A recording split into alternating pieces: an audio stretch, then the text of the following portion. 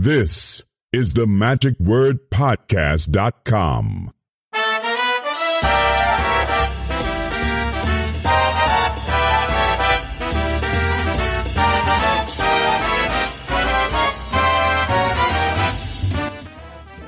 We are now into the fourth and final day of Abbott's Get Together. We haven't had a chance yet to talk, although the day has almost slipped by, but not before the sun has set. And we are here with some people who are stalwarts of Abbott's Get Together, so much so that they loved it. They've actually moved from Florida and bought a house here on the lake.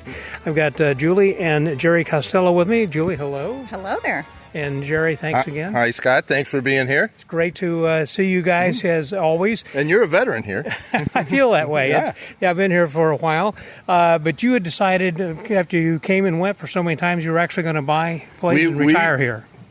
We bought this property 32 years ago. Yeah. And while Gerry was working, we would come with the kids as they grew up, and weekends and summers, and just decided that after his retirement, we would sell our place in Indiana and be snowbirds. So we winter in Florida and then spend our summers here in Colon, Michigan.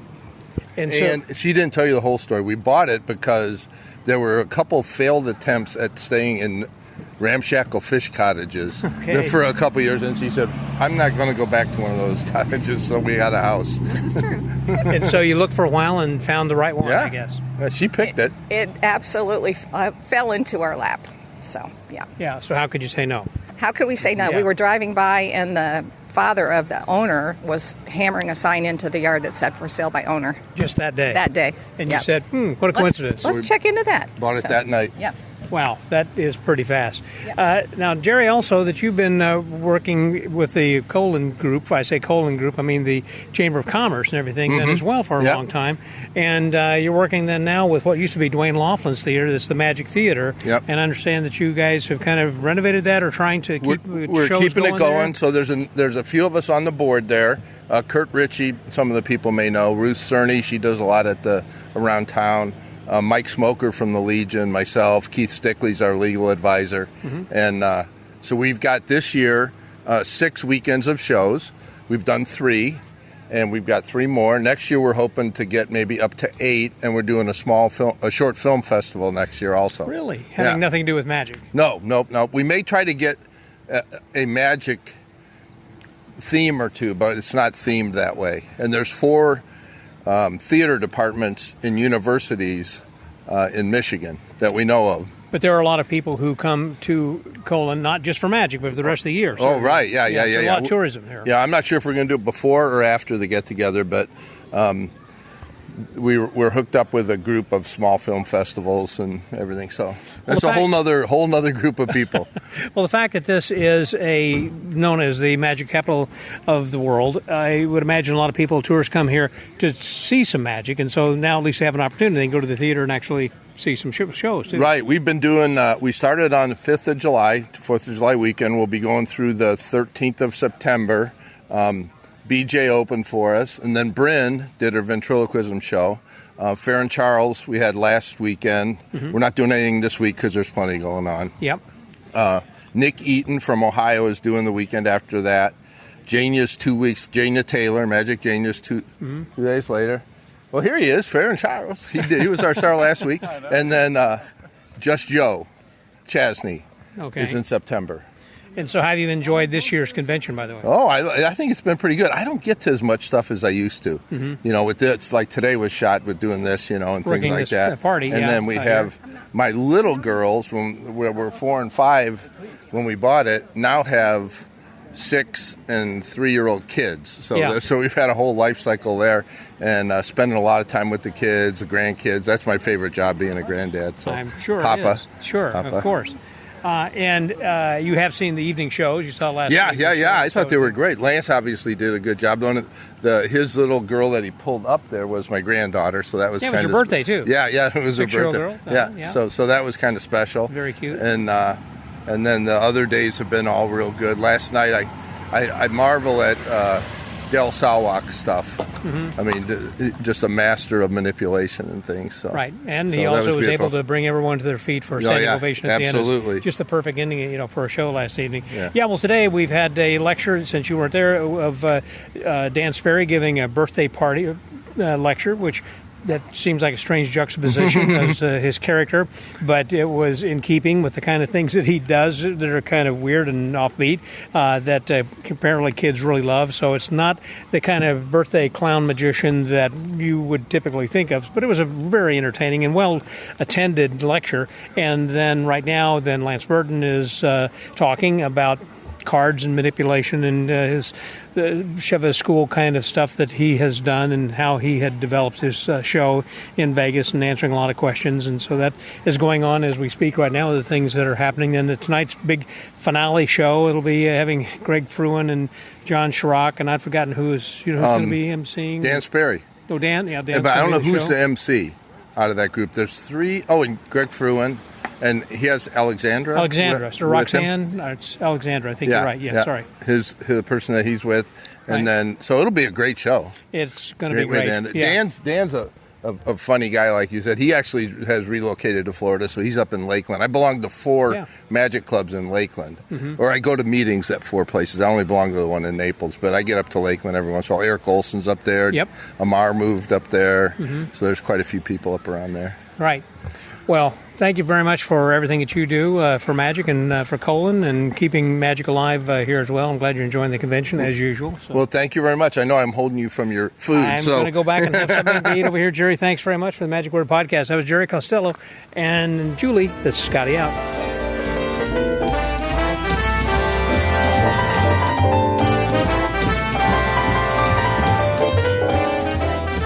We are continuing this afternoon out here on Lake Palmer, and a beautiful afternoon, and it is a party that Gerry Costello holds annually, and have a opportunity to meet a lot of people who sometimes just come for the party and the atmosphere.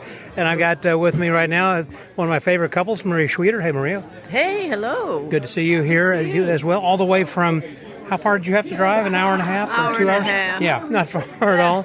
And, of course, then Mike Powers. Hey, Mike. Hey, Scott. Good to see you. Good seeing you, my friend. So you don't live very far away. You just came in. You didn't see the shows or anything. You just kind of come in for the ambiance. Yeah, and, we've been coming here. I met Maria here. We met each other here, and a year later we were married. And she's been coming here longer than me. So right, because she was a magician in the couple to begin with. Yeah. Longer, yeah. So she's been around a long time, and we've come here for over... I think I've been coming here since the 80s, pretty much every year. Yeah. And it's kind of gotten smaller, and so we kind of decided to take a little bite-sized chunk this year, just come hang out at Dr. Costello's house, see Marc DeSouza, some of our pals, eat a little bit of food, and just, Curly's. It's an experience. We can't convey it to the people that are listening, can we? It is hard to explain. I mean, it's kind of like, I guess, in a way, if you go to Magi Fest, just hang out in the lobby for a session, or there are a lot of other magicians just for sessioning. Same thing like with other magic conventions, that you go to the lobby or whatever. But this is not where you necessarily have a place. You kind of got several places, like you mentioned, Curly's, you got the Legion. Yeah. Sure. And so you guys can go to these places without actually registering for the convention and still capture all the ambiance. Yeah, that's true. And, our buddies are hanging out there. So after the show, you go over and continue hanging out and just enjoy the day. Yeah. Any comment, Maria? Yeah, I've been coming here since 1972, and I come by myself, and I would pitch a tent, because they used to have a campground that was, it doesn't exist anymore, but there were no hotels, so a lot of us kind of just pitched tents for years. Totally fascinating. Remember those days, Scott, when they had the tents outside the town? I don't remember that. Towards Coldwater? Yeah, it was owned by Native Americans. But I remember one year, Lance Burton and people like Matt King were here. They were just kids. They were pimply-faced kids, and just to see all these folks go from little to famous. See them grow. Them grow, and The campground she's talking about is a few miles away, and they have showers and stuff. But the one that was interesting is the one right outside of town. There's a big field on the right side, if you're going to Sturgis. Okay, that direction. So you're going to Sturgis on the right side near that grocery store. Near the grocery store, Just go, oh, look at this big field. It used to be filled with tents, and the whole ton of people would be hanging out and just going on the cheap to go to Abbott's. So why did that close, I wonder? I don't know. The one that was, I forget the woman's name. Somebody said to me, she's not letting us do it anymore. So some reason maybe they trashed it like Woodstock. Well, one of the things I do recall in the earlier days, there were more vendors selling out of the trunks of their car and their tents also. Yeah, they call that Peddler's Alley, which is the road Dallas Street going down to the high school where all the events take place. There would be wall-to-wall people with tents and tables set up, and you could get bargains. This is before everybody knew how valuable books were. And you could go in there and go, oh my God, they're selling this book for $10. Yeah. I'll take that one. You resell it on eBay for $100, Yeah, well, it was before eBay, obviously, yeah. No, that's true. But there was a time when you could just go down there and find all these bargains, apparatus. I mean, you'd find huge apparatus stuff and head choppers and everything else down there. The first year that I came, and I want to say it was 87 possibly, I was staying in a house with Rick Walker that Rick and company were performing that particular year. And since he drove out with his Illusions and was going back, I flew out. I think I flew to Chicago and then took a little puddle jumper to Lansing and then rented a car and drove down or something. Anyhow, I found in the back of someone's car who was selling a dollhouse illusion. Yeah. And I bought that and had Rick haul that back for me. Okay. Yeah, but you could find a guy that had like 20 illusions on this guy's front lawn, and you're looking at going, holy shit, dollhouse illusion? That's not small. Yeah. This isn't like a card trick or something. So, no, those were good times. The dealer's room used to have a vitality that, I don't know if you've been in there, but it seems to have dropped out. It was in the elementary school, wasn't it? Yeah, and it was big. There would be a lot of vendors in there. I was a dealer way back when, and it had a vitality. There was bleachers and people up in the bleachers doing card tricks and stuff. And it seems to have kind of faded a little bit from its glory days. Are you guys from Indiana or Michigan? Indiana, that's what I was thinking. We live in Indiana. Yeah. And after you retired, you decided to stay where you are there in Indiana. Yeah. We owned the house, and that was sure a major benefit for disposable income. So if we would have moved, it probably would have been... It's a very cheap place to live. It's a smallish city, and and it has 7 lakes. What more could you want? That's right. You live in paradise over there, it sounds like to me. Property taxes, low prices, get to the supermarket. Everything's 5 minutes away. 25,000 people. Wow. Nice place to live. Kind of sounds like my neighborhood in Georgetown, where I live north of Austin. So coming over here has been an annual thing that whether you not necessarily attending the convention, but just coming over at least for the convention. How many years have you been doing that? I think we might have missed a couple for some reason. It would have had to be a good reason or we'd have been here. Yeah. And like Maria from I've only missed maybe 2 or 3 since 1972, believe it or not. Wow.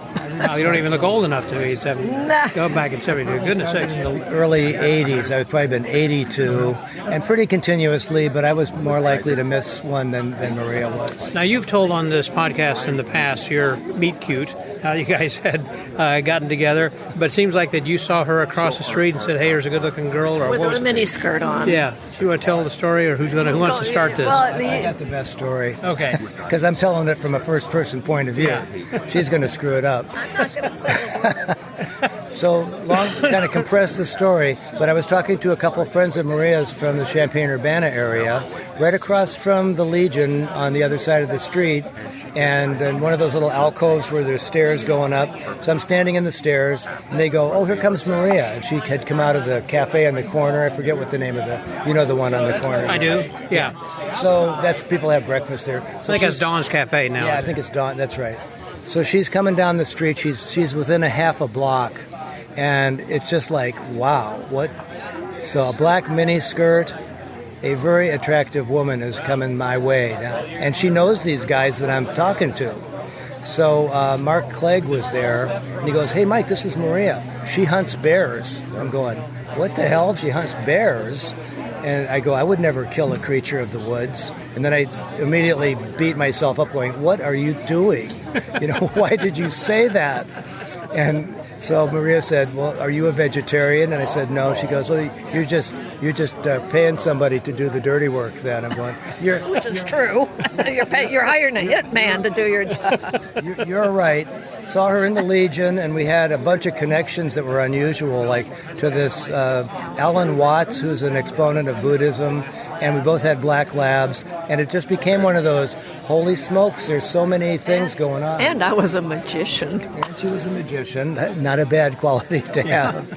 So I started calling her, and we went to a couple conventions, and the next thing you knew, we got married. I think 9 months later, we were married, and then we're still here, 31 years later. 32 years. 32 years in April. Congratulations. Not a lot of people could say that. No. And still be as happy as you two are. You're inseparable. And he still hires hitmen to do his meat, but You do too. I do too. I don't want anymore. Well, thanks very much. Good always to see you guys. Much fun. Be seeing you again next year, I guess, at Fechter's. Yep, or another one. So for the Magic Word Pop, which, by the way, while I've got you, what will be the theme? You typically do the... What's that going to be for the Teach-A Trick? Yeah, the Teach-A Trick, I do the Pat Page Memorial Workshop, which is a themed Teach-A Trick. And the theme for next year at Fechter's is walk around mentalism without playing cards. Or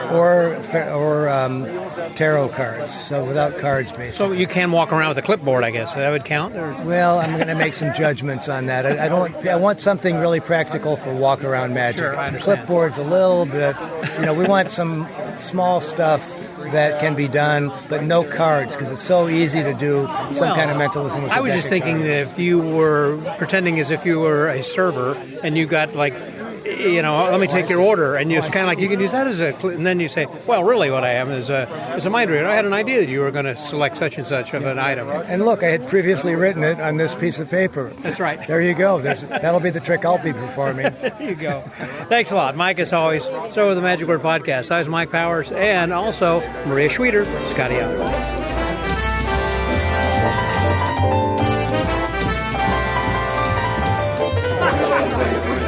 One of the people who is also talent was performing the other night is Derek Hughes, and I've got him here with me then right now, standing in line waiting for some barbecue. And it's really good. Let me recommend the barbecue, by the way. Meatballs are good, too.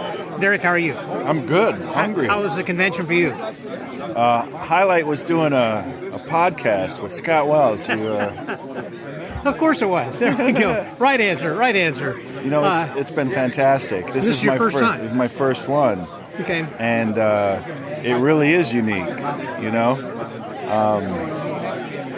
it's a one-of-a-kind of experience. What is it that stands out from you? I mean, there are so many, in my opinion, but what is it that stands out? I think there's a certain pace. There's a casual cadence to this get-together where I'm having little deeper conversations and more sustained recollections. Yep. There's a real sense of history. Yeah, and people appreciate that. Yeah. The history that's here. Exactly. Yeah, that's a good point. There is time for quality conversations, not just kind of drive-by. It's like, hey, good to see you, got to go. Well, right, and as far as the programming goes, some conventions it's very regimented and boom, boom, boom, boom, boom, and you're off to the next thing. Mm-hmm. This really allows for,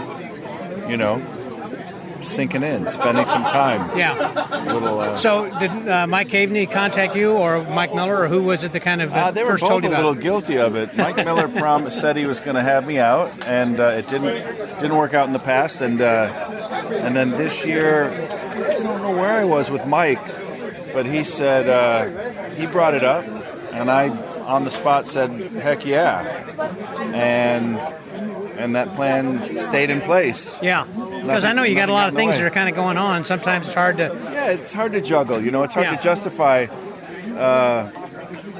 3 or 4 days. Right. If, often I'd say I'd get lucky and book, a paid gig, right? And this happened to be lucky for you. You're telling me you just came off of filling in for Matt King out at the Excalibur. I did. 2 weeks while he was in FISM. Yeah. So that was great. And so from here, you're going to be going where? Well, I was going to go home, but I'm so fired up by my experience here, and that yesterday I last minute caught a registration for Magic Live. So well, good man. I'm going to flip right back around and keep conventioning. I'll be seeing you there. Okay. Yeah, you've been to Magic Live before, though, right? Oh yeah, many times. I thought that you had. And have you performed there? I have. Yeah. Okay. I have. I was thinking that I had seen you there before, but yeah, it's going to be another great convention. I think so. Well, Derek, good. Thanks a lot for stopping by the party, and also for being a guest at this year's Magic Abbott Get Together, because it's been fun. Best. I can't wait to come back. Yeah, good deal. So the Magic Word Podcast. That was Derek Hughes. Scotty out.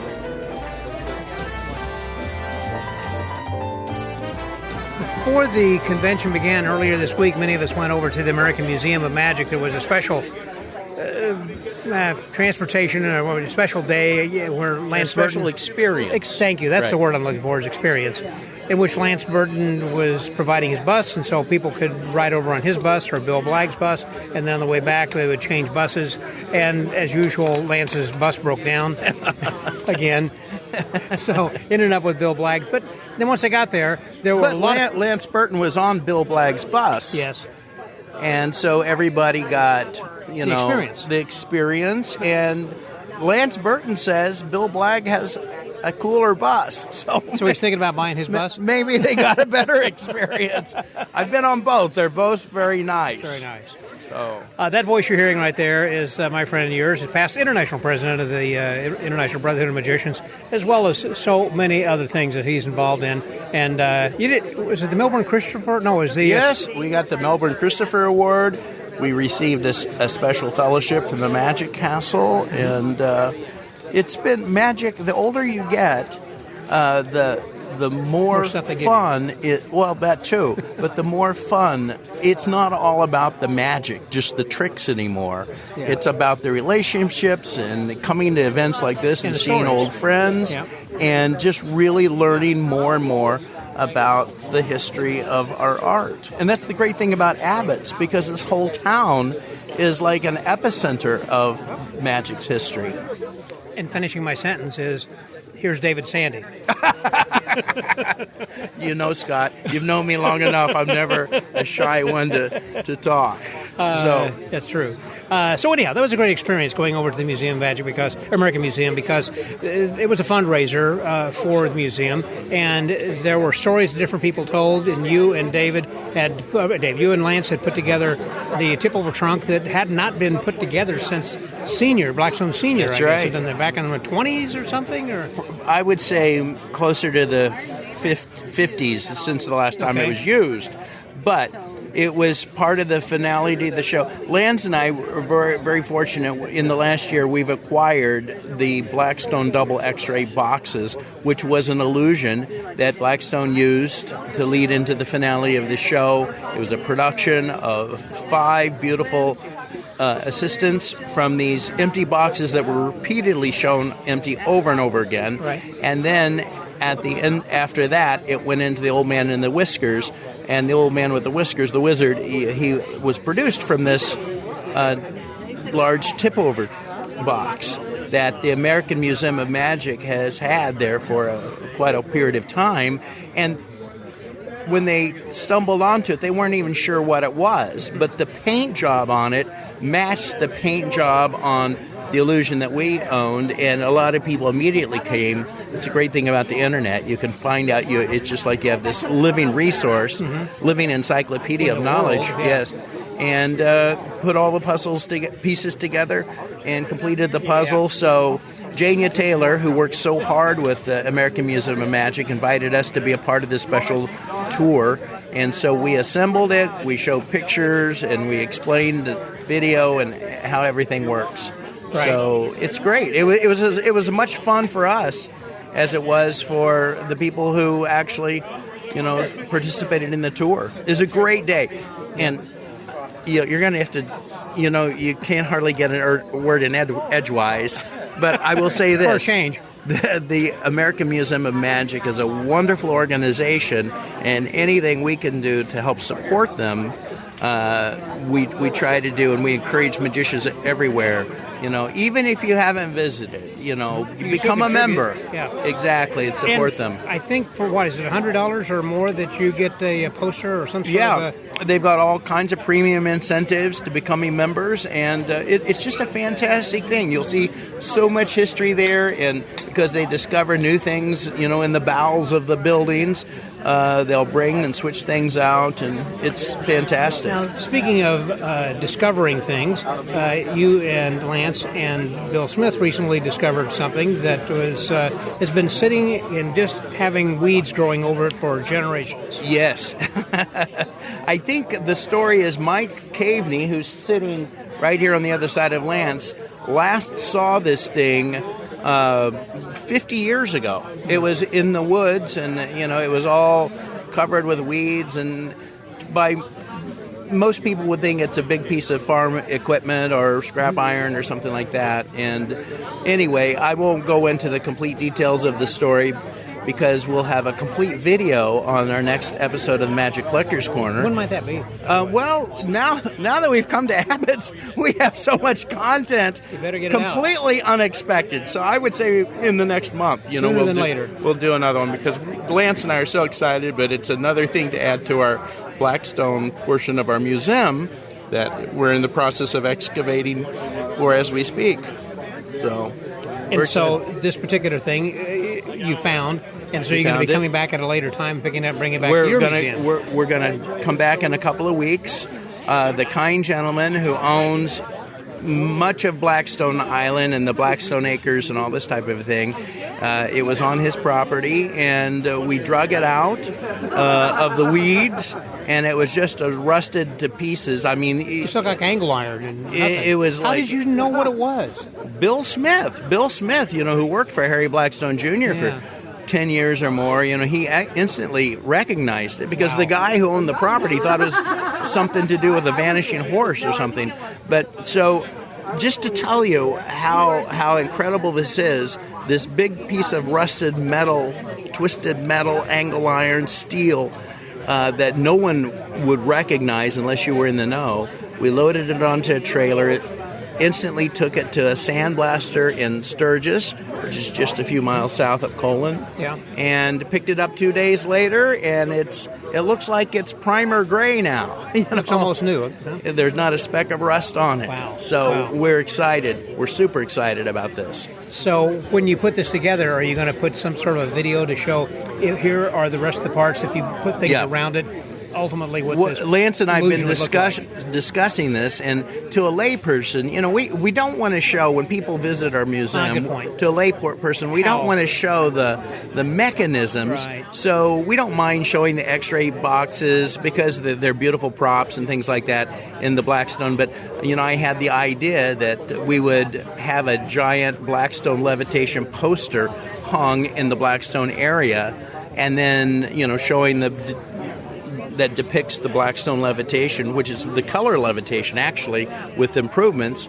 And then for our magician friends, this giant frame with the poster would rise, and you'd actually see the equipment sitting there. I remember in David Copperfield's collection, he has the original ethereal suspension. Suspension. And when I first went through there, he would put it in your hands. Yes. And you could look at it. He had it in a safe. In the safe. And you'd walk take it into out. The safe, And if you're like me, it's a very emotional experience. It was. Because that's like the Ark of the Covenant to magic. That's the father of modern magic. This is what, he was known for, and this is the equipment. So it's pretty cool. But he has that displayed then now, actually in use. Yes. So people who are non-magicians, because there are a lot of non-magicians who, with the media or whoever that comes through his museum, he doesn't want to expose that, but he can show them what how you it's see used. the display of Robert Houdin's son, Emile, I believe was his name, right? In the position, levitating in this horizontal position. And then for magicians, through the magic of David Copperfield, the entire display, and the ingenious mechanical abilities of Bill Smith, the entire display rotates, and you get a backstage view of everything. Yeah, it's a beautiful thing. Yeah. One last question, by the way, and I have wondered this for a while, and that is, how did you get an invitation to go to his island? Well, I have to tell you, David was, during the pandemic, when Lance and I started the Magic Collectors Corner, David actually, when Lance and I started the Magic Collectors, David tuned in every week. He was a regular viewer of the show. And, he would often call and have suggestions, and, we would talk several times a week. And then when his show started back up, it started up for a while, and then someone got COVID, and they had to close it. When it started up, he was unable to watch the entire show, so he'd call me during the afternoon and say, what's on tonight? What are you going to have on? And I say, we're interviewing Francis Willard and talking about spearing cabinets and Teller and, the spiritualism side of thing and the Play Dead, wonderful show. And he would say, I got to see this. I got to see this. So we'd try to rearrange the order of the show. So he would either be off stage or between shows so he can tune in. So he was very, very supportive. And, then a little over a year ago, he called us and, invited us to fly out to Las Vegas, hop on his private jet, Bill Smith, Lance Rich, and I, and we spent the most incredible week at the most beautiful place on earth. You were there a week? With David Copperfield. It was actually a little over 5 days. But with David Copperfield, so it's like getting the tour. Wow. Yeah. It's like going to Fantasy Island and having Ricardo Montalban having breakfast with you. Yeah, but it was like Fantasy Island because you actually fly to one island, get on a seaplane, and then we fly and we actually land just like on Fantasy Island on the water and come motoring in, and there's David's crew standing there with cocktails and leis and oh my gosh, it's an unbelievable full thing. Experience. Yeah, a vacation we'll never forget. Wow, I'm sure it was. Well, David, thanks very much. Always good seeing you over here. And it's good to see you, and I can't believe you're still burning the gas. You've been all over the place. I've had the and you're going to Magic Live tomorrow. So I'm leaving tomorrow. I'm going to be there for tomorrow night's party. So I get to see you for another 4 or 5 days. I'll probably talk with you tomorrow night at the party then too. All right. For the Magic Word Podcast. That was David Sandy. Scotty out.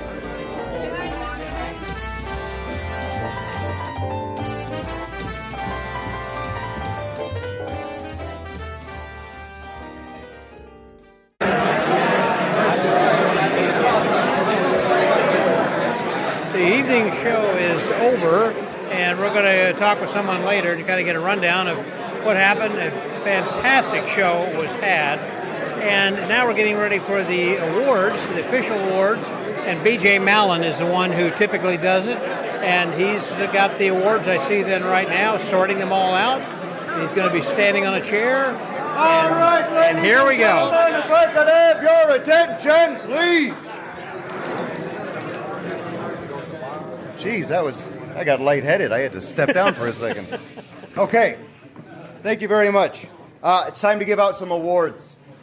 I think we're gonna. By the way, hi everybody. It's nice to finally talk to you. Good God, I've missed being up there. Anyway, let's start with the Crandall Award. I've seen a lot of magic tricks done on the stage here at the Abbott's Get Together, but never have I seen a miracle like getting Deb Bordner on the stage.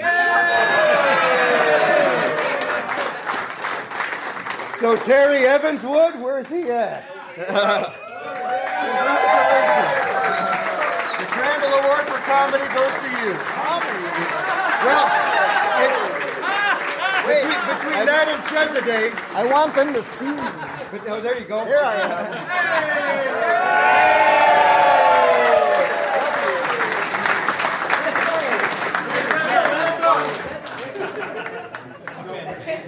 Congratulations. Thank you, guys.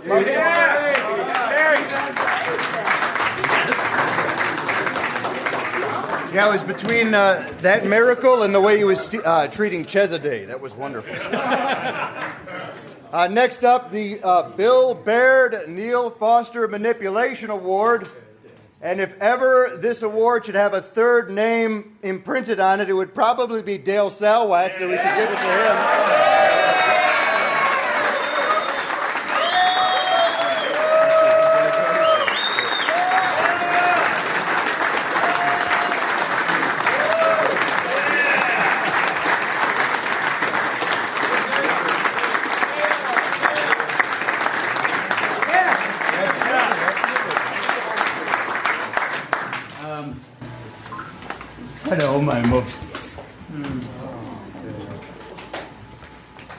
I've been coming since '64 and grown up with Abbott.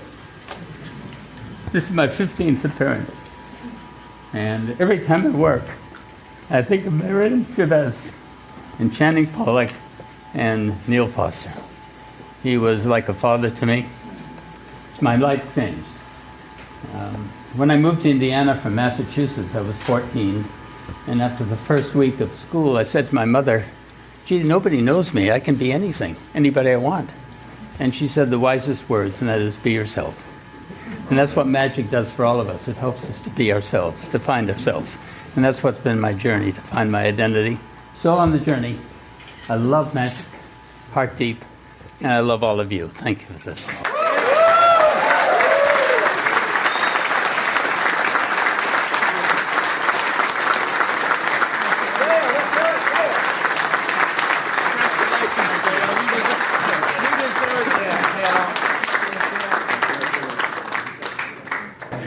Promised myself I wasn't going to cry. So this is like a big family, and this next award comes from the Conklin family, and I'll let them take the floor. Well, as you know, my dad did everything he could for Abbott's, and this award goes to people that have gone above and beyond for the Abbott Magic Company. And the recipient of this year's award is not only a fine magician, but he's also a fine musician. So this award goes to John Sturck. Great.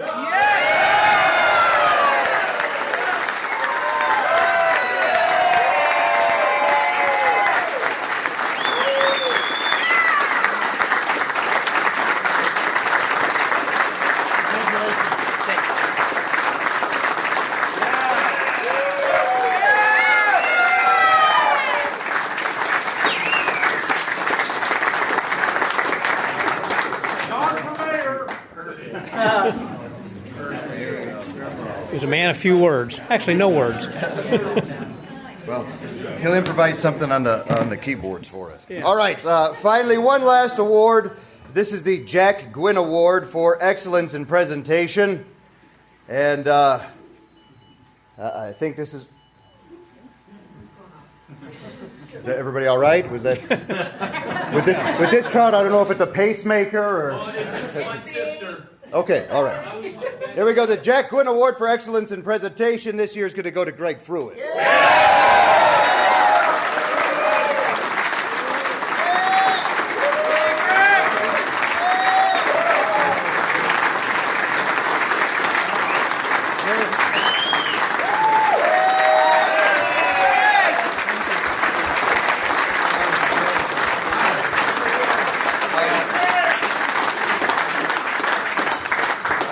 Okay, I didn't expect this. So first of all, thank you very much. I don't want to take all the credit for this. We have so many people that work in our show, especially the stage crew that was here, Alexandra in my show. It was just a great show with all these, and I want to give them an applause. So let's give them all a big round of applause.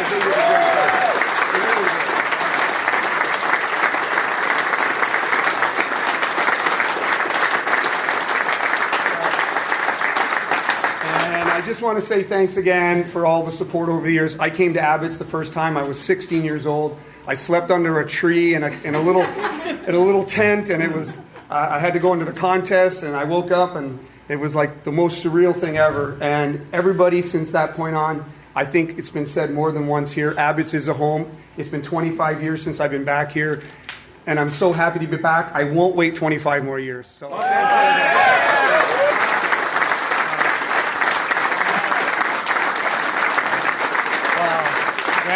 thank you. Thank you. If I could issue a warning, apparently there are bandits nearly at every exit street outside of town. For safekeeping, you should leave your cash right here at the Abbott's booth. Thanks very much, everybody. We love you all. We'll see you next year.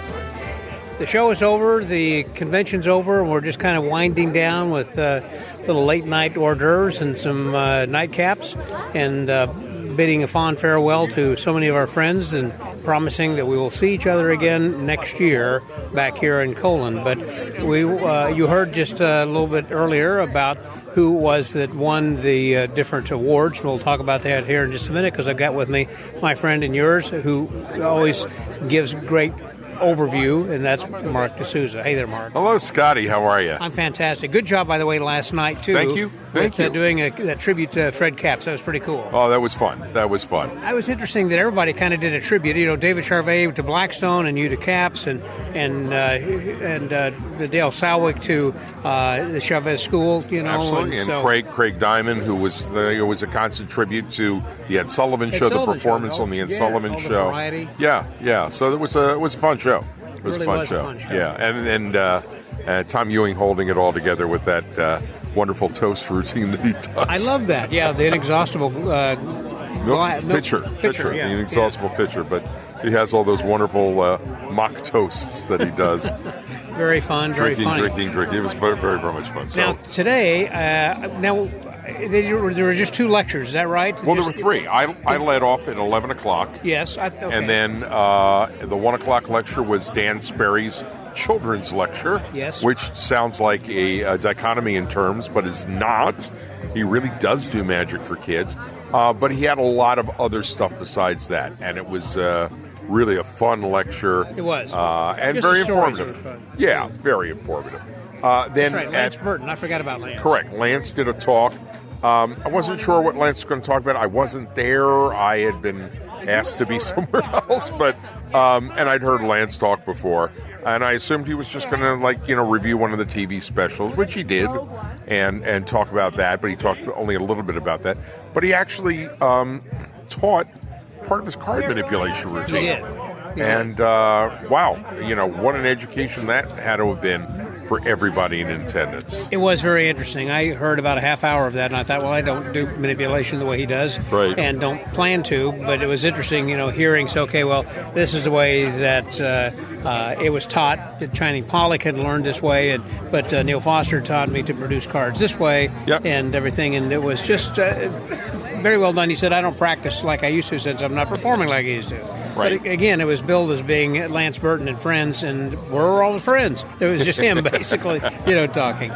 But it was a good lecture, as well. And then we kind of took a dinner break, and then we had the evening show. That was a great show. It was a great show. And, it's funny, in talking with everybody afterwards, I was like, this is a show that could go on the road. It wasn't just like act. It was people doing bits and pieces, sharing the stage together. They interacted well together. Excuse me, absolutely. And it's working with each other, a couple of special bits that I'm sure isn't in anybody's show normally. And it was just great fun. It was great camaraderie, great chemistry between all the performers. Right. The performers involved were Dan Sperry, John Chirac and his wife Mary Lynn, and Greg Fruin and Alexandra. And, Alexandra did her solo spot. She did 2 solo spots, actually. Dan did a couple of spots. John and Mary did a few spots. John did some solo stuff. Mary worked with Greg as a second assistant, and everything worked seamlessly. I don't know if they've worked together before, but boy, they should keep at it. That's true. It's got to be difficult because they all have their own things they're doing. Absolutely. And that was really kind of a one-off, but it looked like that they, as you say, were so seamless in the interactivity that they had with each other just made it look like that they do that all the time. Yeah, and Greg, of course, brought all the big toys. He had just some tremendous illusions. His version of Assistant's Revenge, his version of the bow staff illusion. They had the shroud, and the big surprise, though, Greg opened the show. It was a cold open with his bird act. He hasn't done that act in, oh my gosh, who knows how long. And he said, when Mike asked him to do it, he said, man, it's been a while since I've done that. I don't know. He says, I really want you to do it. And by God, he got up to speed, and it looked great. It did look fantastic. It looked great. So that was just a wonderful surprise opener, set the tone for the whole show, which worked at a very high level of energy, very high level of creativity. I think Greg said he was working like about a year and a half on that, trying to get back up to speed because he hadn't done it in a while, as you said. It's not an act that you rehearse for a couple of nights and say, okay, I'm ready. Right. No, it takes months and months. Well, he also has a good venue there in Niagara Falls. Exactly, and I'm sure he worked it out there. I'm sure he trotted out at least bits and pieces of it, if not the whole thing. But boy, it just looked great. Yeah, it was wonderful. Whole show, again, well put together. And then afterwards they had we did not have contests per se, and this was the first year I think that they didn't have contests, and I understand that was in part because Jeff Hobson filled in and did a lecture, I think, at the time that normally when people would be doing the contest. Correct, because they'd said that was the only time that Jeff was actually available to lecture because of his professional obligations. But regardless of why they didn't have a competition, but they always give a few awards to the pros working the shows. And so the Bill Baird Award for Manipulation went very deservedly to Dale Salwak. And the shocking part to me and many others was Dale never won that award before. and when B.J. Mallen gave it to him, he said, this award is the Bill Baird Neil Foster Award. It should actually be called the Bill Baird Neil Foster Dale Salwak Award.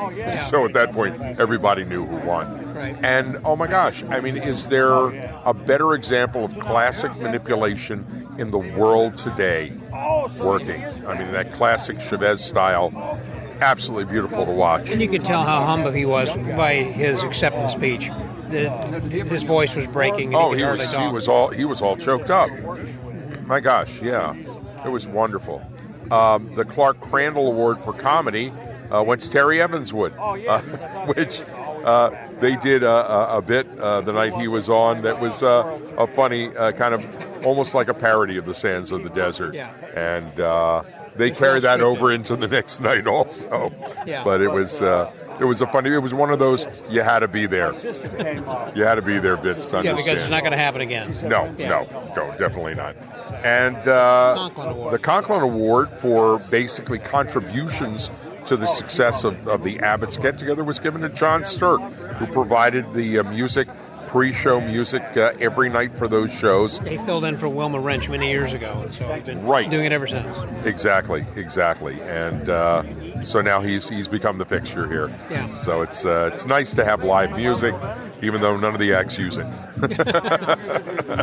But it was really great. Those were well-deserved awards, and just again, kind of put a good cap, I think, on the convention here. Absolutely. I mean, it's when you come out here, this is a very different convention. It's like no other. They call it Camp Colon, and it's a reunion every time you come. Every year, you see people you haven't seen for a year and just pick up right where you left off. Yeah. And it's so nice in this kind of environment. It's very, very different. You're not going to find this in a national convention of any sort. Nope. And very few regionals. I don't think it can be recreated because of just the nature of the town itself. Exactly. You when you talk about small town USA, you don't get smaller town USA than this. That's right. And Mayberry USA here. Yeah, and when you go out to breakfast and you're looking at the streets littered with playing cards, and it's just fine. Exactly.